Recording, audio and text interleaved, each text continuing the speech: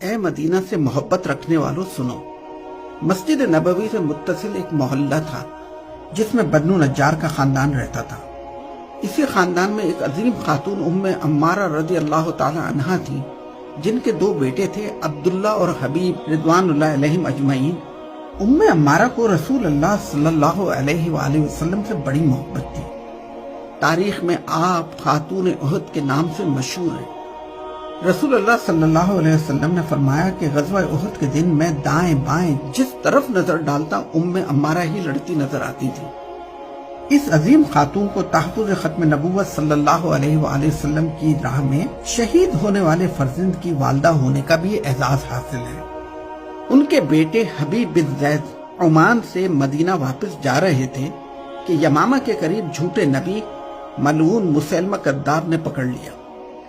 مسیلمہ کذاب گرفتار حبیب بن زید کے جسم کا ایک ایک حصہ کاٹتا جاتا، کہے لگاتا اور پوچھتا جاتا تھا کہ کیا اب تصدیق کرتے ہو کہ مسیلمہ اللہ کا رسول ہے؟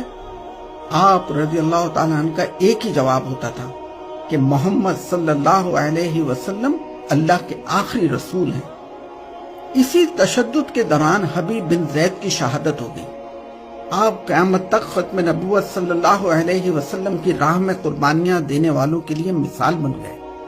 ام عمارہ نے اپنے بیٹی کی شہادت کا سنا تو اللہ کا شکر ادا کیا۔ ام عمارہ کا اللہ کے نبی سے محبت کا قصہ یہاں ختم نہیں ہوتا۔ عہد صدیقی میں خالد بن ولید کے لشکر میں اپنے دوسرے بیٹے عبداللہ کے ساتھ شامل ہو کر یمامہ پہنچی، جہاں اسی جھوٹے نبی مسیلمہ کذاب کے ساتھ خون ریز جنگیں ہوئیں، جنہیں مارکہ یمامہ کہا جاتا ہے۔ ان جنگوں میں 1200 صحابہ رضوان اللہ علیہم اجمعین نے تحفظ ختم نبوت کی راہ میں جام شہادت نوش کیا۔ اتنی بڑی تعداد میں ایک مقام پر صحابہ کرام کسی دوسری جنگ میں شہید نہیں ہوئے۔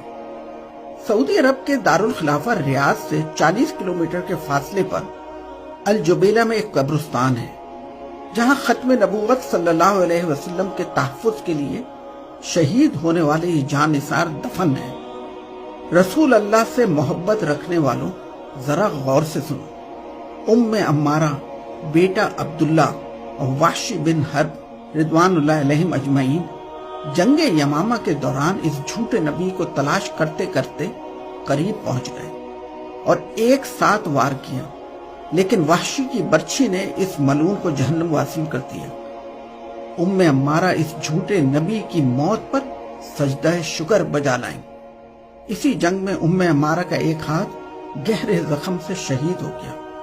خالد بن ولید نے ان کا بڑے خلوص سے علاج کیا۔